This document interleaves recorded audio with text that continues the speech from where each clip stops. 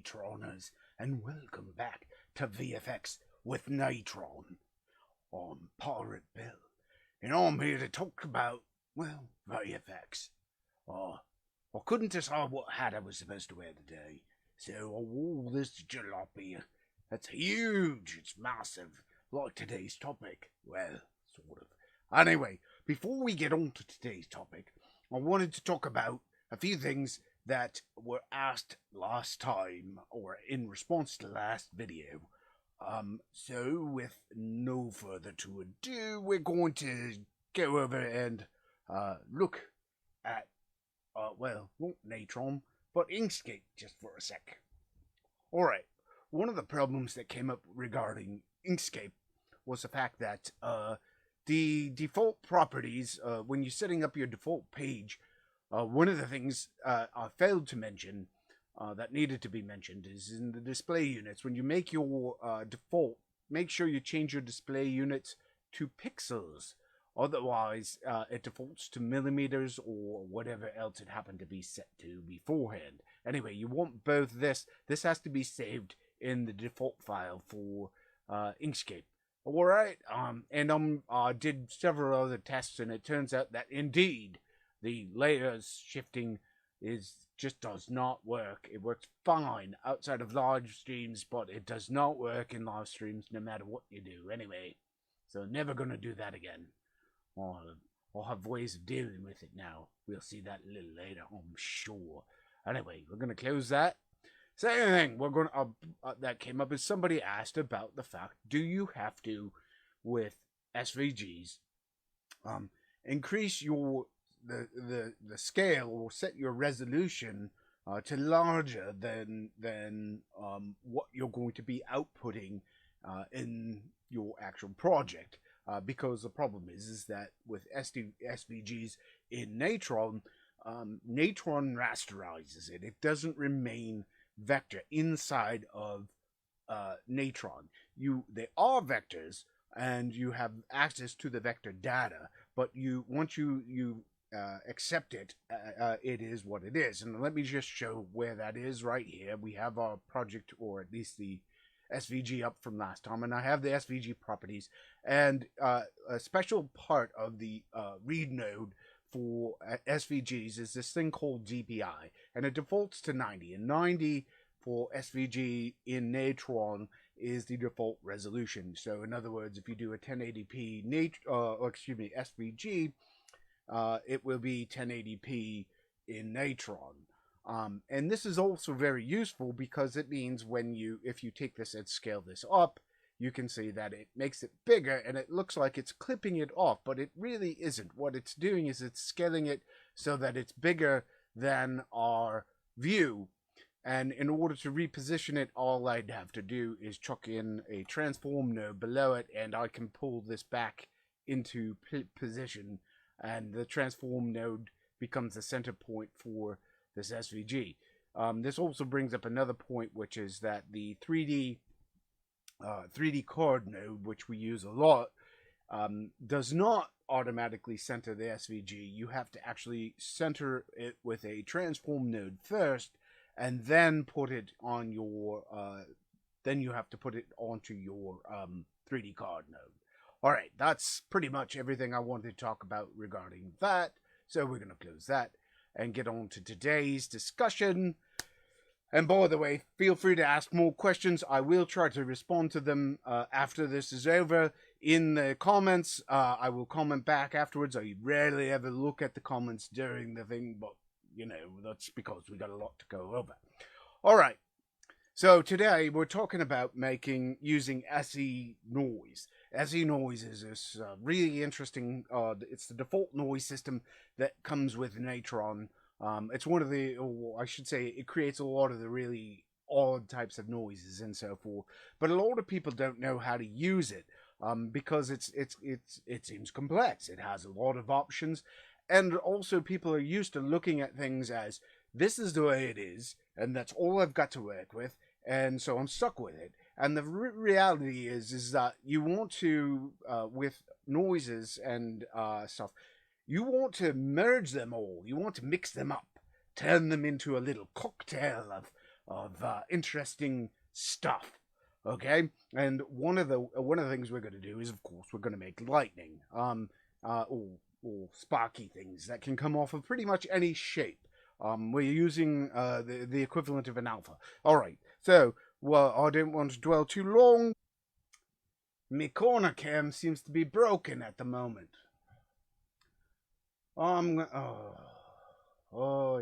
Now OBS has failed me. All right, I gotta just give me a second. You're seeing this little white thing down at the bottom. It should not be doing that. It should be. Where are you?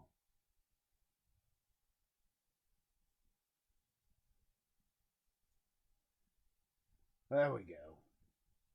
Let's make that. And I just want to verify my other one.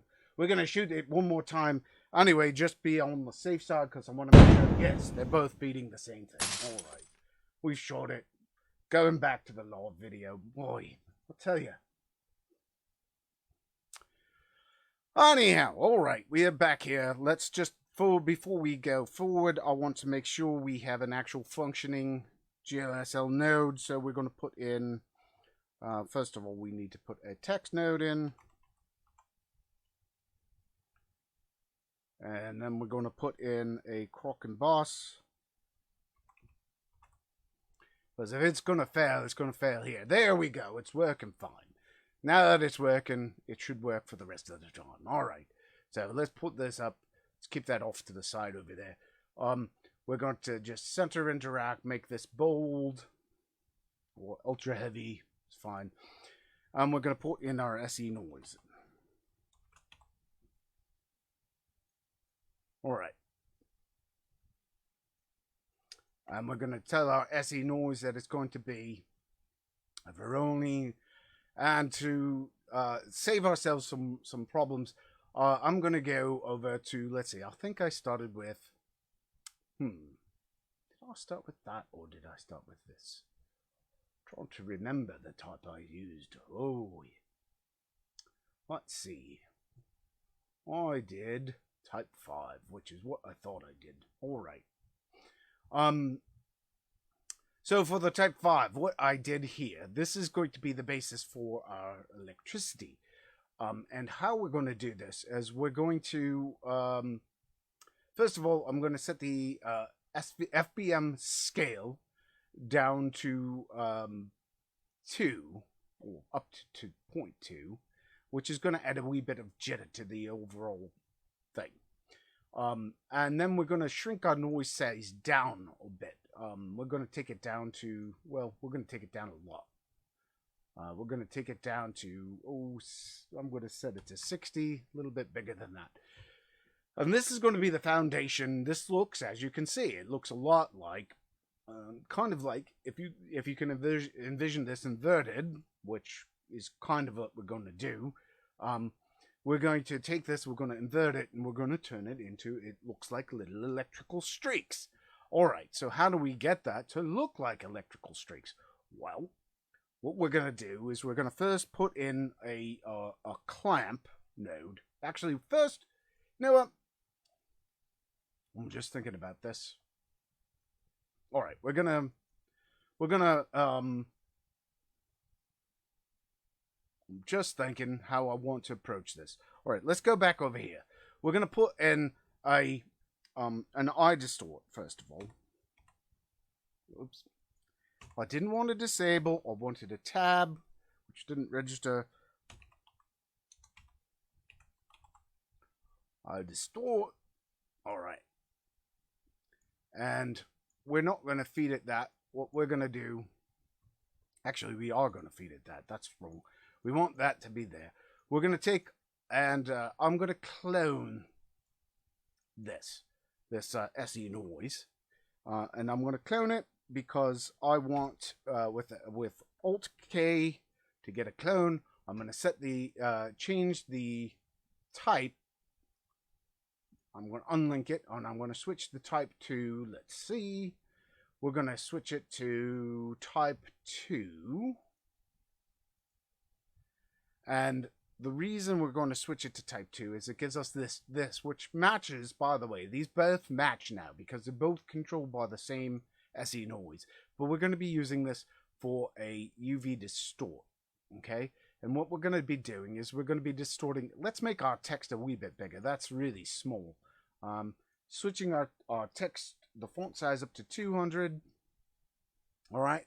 So we can see that our text is nice and big. It's got this pattern on top of it. And we want to distort it with the I distort node. And what we're going to do is we're going to set our scale here to 10. All right. And we're going to clamp the black. Or we're going to clamp it on the clamp the outside of it. What that's done is that's created this, it's jittered, it's using this noise to distort this text, okay? And then it's also, it's applying it to the center of the text so that we wind up with this sort of granulated, shaky thing. We don't have to, this is just something to sort of make it look a little more electric. Then what we're going to do is we're going to blur this. So we're going to put a blur node below this. And for our blur node, we're going to just blur this up just a smidge. All right. Because what I want to do is I want to make this sort of look like it's glowing, and, you know, electricity has a lot of energy to it. So we want to create that energy effect. And we're going to do that by upping this to about 3. And that should do for that. Okay. And then we're going to do a add to this. We're going to split this off, and we're going to do another blur off of this. Okay. And this second blur node, we're going to pull this in, and we're going to be feeding this other noise, into this blur. Okay. And this blur, what we're going to do is set this one up to a level of 20, a scale of 20, which is going to give us a nice big halo. You can see it's really soft. And then we're going to mask it with our noise, okay? And when we do that, we wind up with this, which is, you're saying, well, that doesn't look electrical to me. Well, the reason it doesn't look electrical to you is because it is not at this point. We have to, we need to do, to take it, and we need to use the clamp. And I also believe I inverted the mask. Yes, I invert the mask, okay? Because by inverting it, what we're doing is we're saying, I only want to blur inside of these black, inside the black tendrils, okay? These little black tendrils. I want them to spark out of that. And that, so it's blurring out only where that is, which creates sparks. Other than if it doesn't have, if it's not inside of that, because we've inverted it, remember, so it's black is white, white is black, so the white part is the blurred part. Where it's not blurred, it's going to use our original source image, which is the slightly blurred, or slightly less blurred version of it. All right, so we get this double stacked tendril effect. All right, which you already probably have guessed. We have electricity. But I want to do a wee bit more. One of the problems I noticed was this effect wasn't very noticeable in the web version of this. So I wanted to give us an option here to make this bigger and smaller. So I'm going to put a clamp node in here. All right. And we'll put, let's see, whoops, I want to put in clamp. And let's look at what we're doing here. For the clamp node, I set the minimum value. All right, so first of all, we want to make it so that it always, we're going to keep in this whole range of 0 to 1. But what we're going to be doing is we're going to be, because we're reversing this so that black is white and white is black, we need to take the minimum value and reduce it. And what that's going to do is it's going to zoom in here. It's going to take the black level and sort of, it's like raising, if we think of this as looking down into a trench, okay? White is our high point currently and black is our low point, but we're doing it reversed. So we're going to try and lower the black, which is going to lower that level, and then it's going to get pushed back up by moving our maximum and minimums up to their maximum, or returning them to black and white. So I'm going to we're going to enable the minimum maximum ultimately, but for right now let's just take this minimum and we're going to up it. Okay, and as you can see, when I up it to 0.5, you can see it's made it white, or it looks like it's made it gray, but as soon as I enable clamp minimum to black, it returns it to black. So what in sense this is actually doing is it's like raising the water level in our stream that's going down through these little crevices.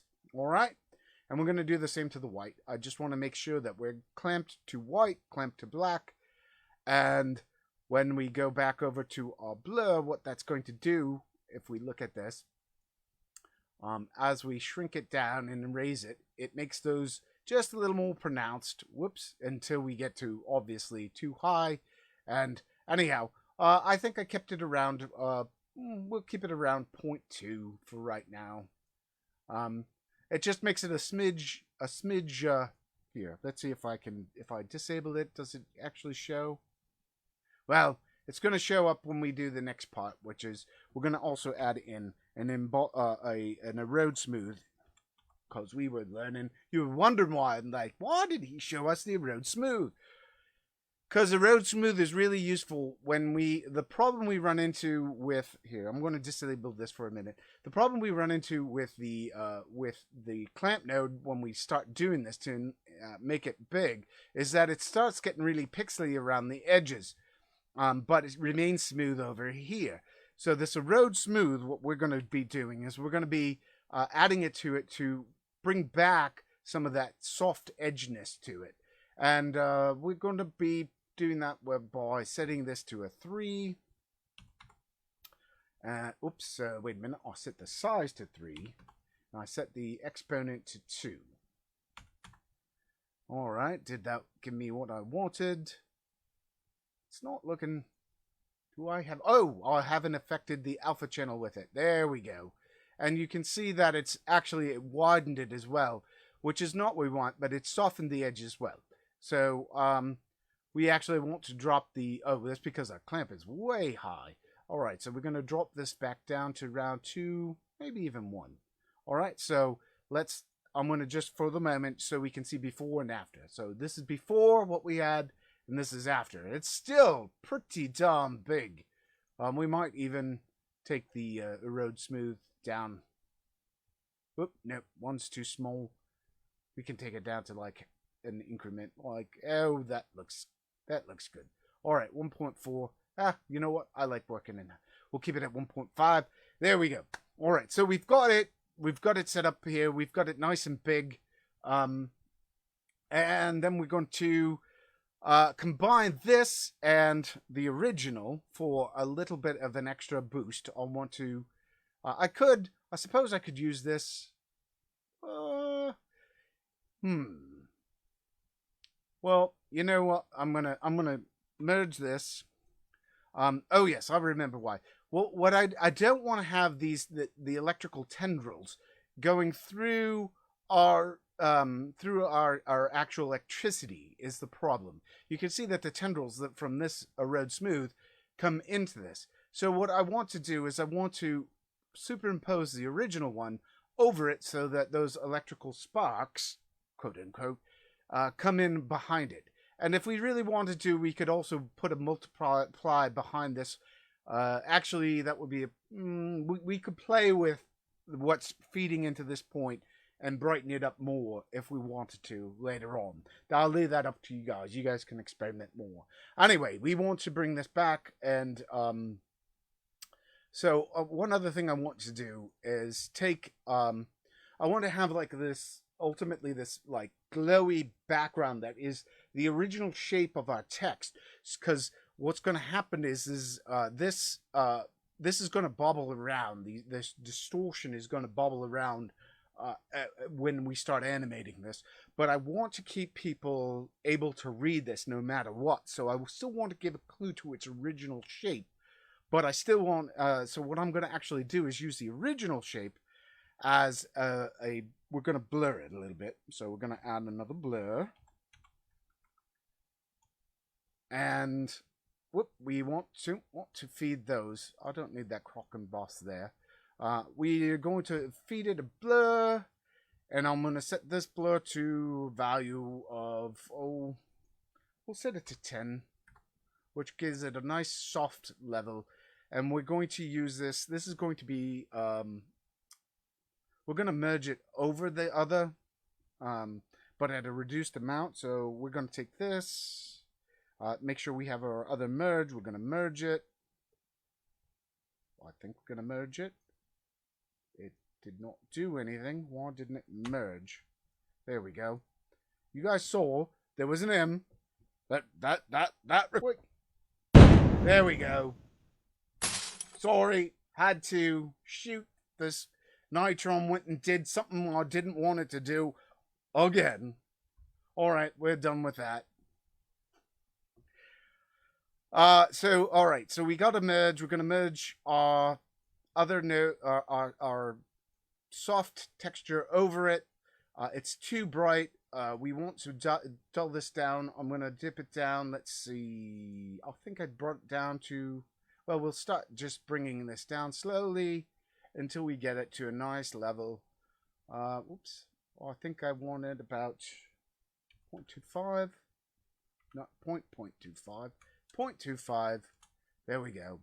That ought to give it a nice glow, so we can see.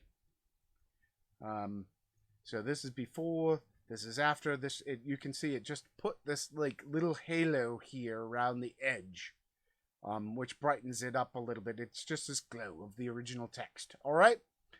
So then what we're gonna do is, let's see, it's time to color it. This one's a relatively easy, so we're going to be merging. Why did it merge there? Don't know. Natron decided to do its own thing again. This is going to be, the merge node is going to come off of this merge node. And then we're going to put in a constant over here. Okay. And we're going to set that to go into it. And we're going to set this to a nice color. I like purple. I find that purple's a very electric color.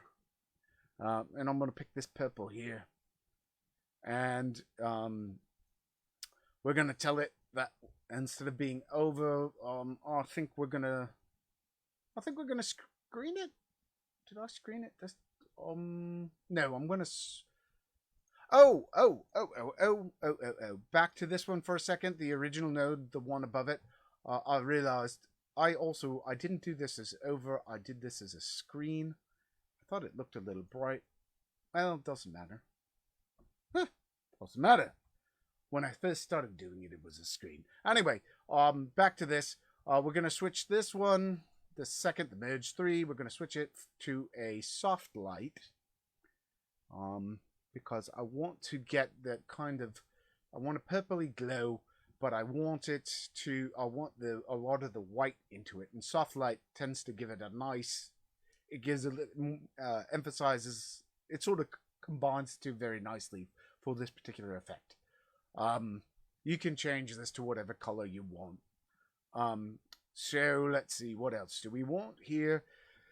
We're going to want to, let's fit this, and we're going to add a card 3D. And of course, we're going to zoom it back, or let me see how much I zoomed it back in the original one. I think I set it back to, I'll set it back. All right, we'll go back the same amount because I want this to be close. We'll go back to negative 1.3. And we're going to put a key here. We're going to set a key for all dimensions. Then we're going to go to the end. And we're going to set that back to -1. so that as this, when this basically will just move forward. All right, and then we're going to, let's see, what else are we going to do? We are going to put a, oh yes, we need to animate the noises. So the way I went about the animating the noise, at least the way I think I did, is I went to the beginning of our animation, and I, on our primary node, I went to the Z0. Now this is really interesting. Z0 and slope are connected to one another. You can think of this as how the slope is how fast, how big the steps are. Z0 is this movement. It's the node is going to push it through in the Z direction slowly.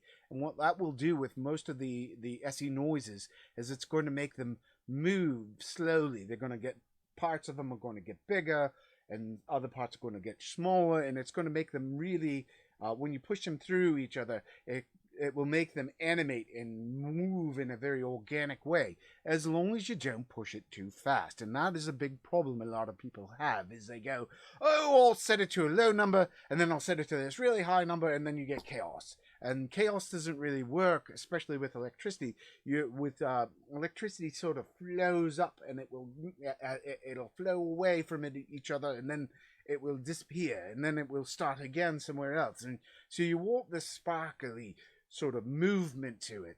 So what we're going to do is we're going to set this to a nice low number like 0. We're going to set a key. We're going to keep the slope at 0, which is its default. And I'm going to zoom in here. We're going to watch our thing. So what we're going to do is, the goal is to get this to spark up. So we're going to go to the end, and I happen to know, I'm going to tell you right now, we're going to use 40, because if we put 40, oops, not 400, and that's the wrong thing. That's the slope, not the Z depth, the Z0. We're going to set that to 40 at the last frame, and that will change it. And what we can do is, as we scrub, we can watch. You can see that the parts aren't moving far from one another because bits are very close. You can see it's just pushing those bits through one another as it goes. So it's a nice, even, smooth movement throughout the entire animation. All right, and that's what generates that effect. It's this pushing of it through it. And as I say, I could keep that. If I up the slope, it would make that happen faster and faster and faster. Or is it? Yeah, I think it's the higher the number the slope is, the steeper. It's like this. You think of this slope like this. So the higher it is, the quicker it goes up with every increment of it. All right. Anyway, so that's pretty much it. We do have a problem here. And you'll notice we haven't used any GL nodes other than to find out that Croc and Boss didn't work. The last thing we're going to do is we're going to add in, oh yes, we need to, if we look at this, at the alpha channel of this, we have a bad alpha channel. So we need to fix our alpha channel, because this is not what we want. We want this to be, oops, we want to go back. We want to add a shuffle node here. So shuffle, there we go. And we're going to set our alpha to 1. And that way, when we go to render, oh, and I'll also point out, just to be on the safe side, this is just good habit as well. We're also going to put a clamp node, just to play it safe. Clamp, always, always, always clamp. And always, always, always tell it to clamp to the minimum and maximum. Just habit, just put it in there. That will ensure that if there's anything that's going wonky beforehand, this will actually reveal 90%. You may say, it looks perfect in my viewer node. Putting that clamp in there and enabling the clamp 90% of the time, if something's going to go wonky, if it's not going to go wonky, putting the clamp node and enabling these things, nothing will happen. But if it was going to go wonky, but putting this in and enabling everything, it will go wonky. This will make it look like what your render will, because what happens in your render is it will clamp it, because most times we're outputting to a web format, like or we're outputting to PNGs, 8-bit PNGs, because this is a final render. We don't plan on grading it beyond that. So when we do that, it just makes it worse. And I just want to double check my time. We're running a little long, but that's okay. Let's rewind this and just look at what our final animation looks like. Actually, you know what? I didn't show the animation, I don't think. I did. Yes, I did. Yes, I did. All right. Anyway, we're going to play the actual final animation. So, again, the result of what we've done should result in something that looks kind of like this.